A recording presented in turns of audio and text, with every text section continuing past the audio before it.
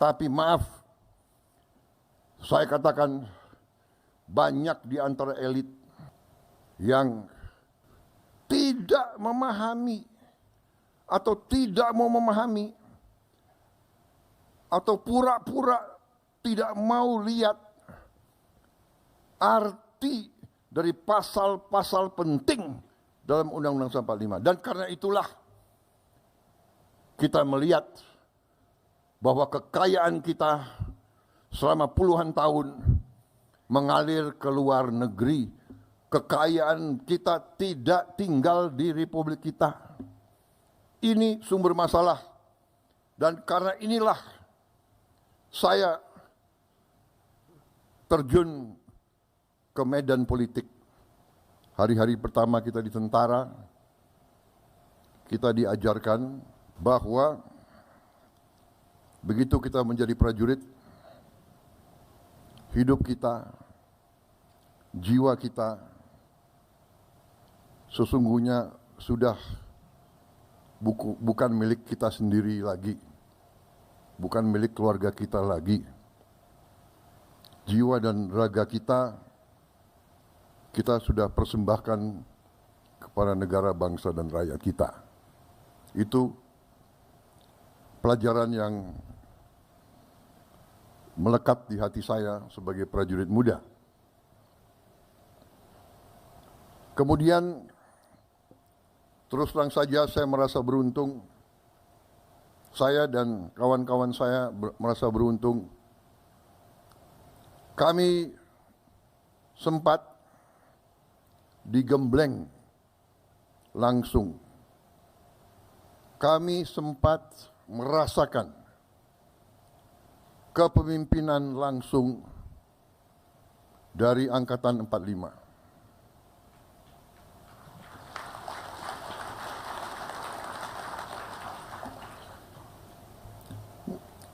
Angkatan 45 bukan saja dari tentara, bukan saja dari polisi, tapi harus dikatakan bahwa Angkatan 45 adalah generasi yang memimpin perebutan kemerdekaan kita. Mereka yang di kelompok bersenjata dan mereka yang tidak bersenjata tapi sama-sama berjuang. Angkatan ini memiliki ciri khas yang ciri yang sangat khas. Saya kira mereka-mereka yang merasakan hubungan langsung dengan Angkatan 45 akan membenarkan pendapat saya. Banyak yang merasakan langsung, saya kira Pak Tri, Sri Sultan, ayahanda dari Sri Sultan, seorang pejuang, seorang jenderal TNI, menghadapi Belanda di Yogyakarta. Banyak di antara kita pasti pernah mengalami itu. Tapi yang saya rasakan adalah yang pertama, patriotisme yang berkobar-kobar, cinta tanah air yang luar biasa, dan kepercayaan diri, percaya diri, karena mereka merupakan bagian dari suatu generasi yang berhadapan dengan negara-negara adikuasa. Waktu itu Jepang adalah adikuasa, Inggris adikuasa, Belanda pada zamannya adalah adikuasa. The Dutch Empire. Sebelum British Empire, the Dutch Empire sangat-sangat kuat. Generasi 45 adalah generasi yang merasa bahwa penerus dari perjuangan ratusan tahun dari semua suku, semua daerah yang menyatakan bahwa bangsa Indonesia tidak mau dijajah, bangsa Indonesia tidak mau jadi bangsa kuli, bangsa Indonesia tidak mau jadi bangsa pesuruh, bangsa Indonesia tidak mau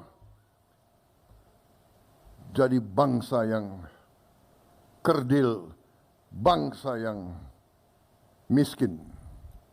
Angkatan 45 berani mengambil sikap padahal negara belum punya anggaran, belum punya administrasi, belum punya organisasi, senjata direbut, kadang-kadang mengangkat dirinya pada saat orang tidak berani. Mereka di usia muda berani tampil.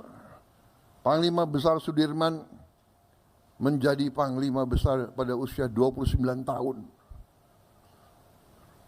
Ignatius Slamet Riyadi menjadi Komandan Brigade pada usia 22 tahun. Saudara-saudara, mereka muda-muda berani. Dan banyak yang mati waktu muda-muda. Di keluarga saya, dari sejak kecil selalu dibawa ke makam. Ini makam pamanmu. Gugur di Tangerang pada usia 21 tahun. Ini pamanmu yang lain. Gugur di Tangerang sebagai kadet umur 16 tahun. Jadi bangsa ini berdiri di atas darah, keringat dan air mata anak-anak muda, air matanya ibu-ibu. Saudara-saudara, kita merasakan, kita digembleng oleh mereka. Itu yang tersisa di hati kita, saya yakin. Yang jelas di hati saya. Saya, saudara-saudara,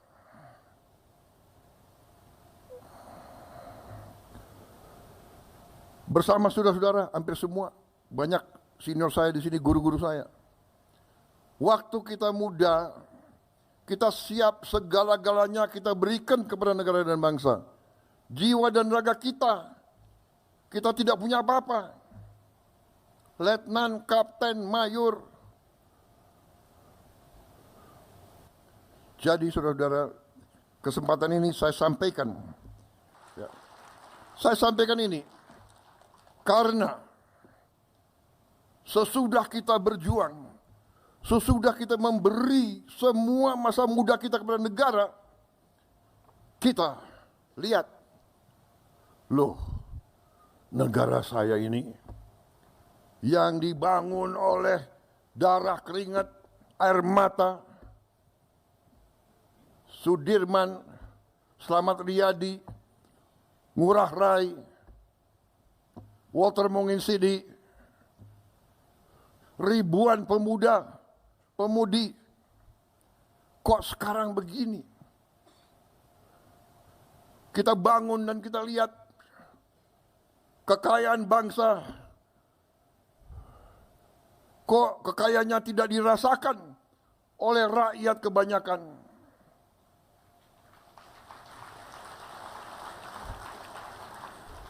Kok senior-senior saya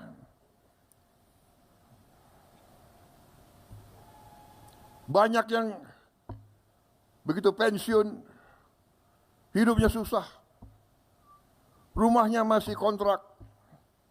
Panglima-panglima saya, jenderal-jenderal saya, komandan-komandan saya lihat there is something wrong. Kita lihat, kita mau take off, dihajar. Tiap kali kita mau maju, dihajar. Kerusuhan, perang saudara, pemberontakan, suku lawan suku, agama lawan agama, gak jelas. Tapi kita sebagai jenderal, kita sebagai prajurit, kita lama-lama kita belajar. Oh, rupanya ini kita ini dari ratusan tahun di Veda et Impera, di Veda et Impera, di Veda et Impera, kita selalu dipecah belah, dipecah belah, dan dipecah belah. Dan karena kita dipecah belah, tidak ada,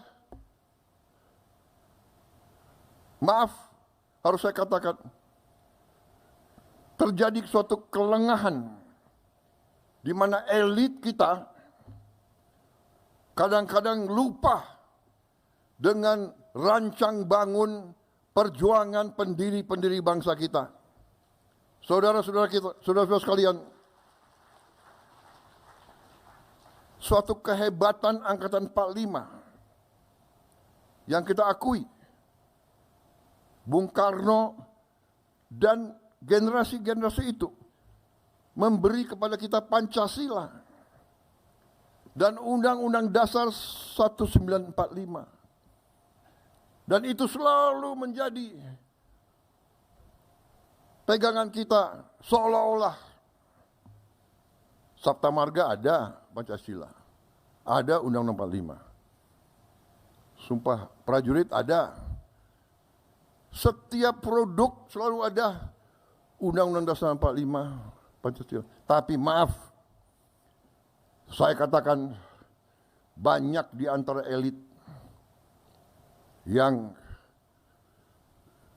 tidak memahami atau tidak mau memahami atau pura-pura tidak mau lihat arti dari pasal-pasal penting dalam Undang-Undang 45. Dan karena itulah kita melihat bahwa kekayaan kita selama puluhan tahun mengalir ke luar negeri. Kekayaan kita tidak tinggal di Republik kita. Ini sumber masalah. Dan karena inilah saya terjun ke medan politik. Saya terjun ke medan politik karena Angkatan 45 mengajarkan kepada saya dan kepada kalian semua bahwa kita harus menyelamatkan bangsa dan rakyat dan tanah air kita. Dan mereka mengajarkan kepada kita semangat tidak mengenal menyerah. Saya tidak rela kekayaan bangsa kita tidak dinikmati oleh rakyat Indonesia. Saya tidak rela. Dan karena itu saya terjun ke politik.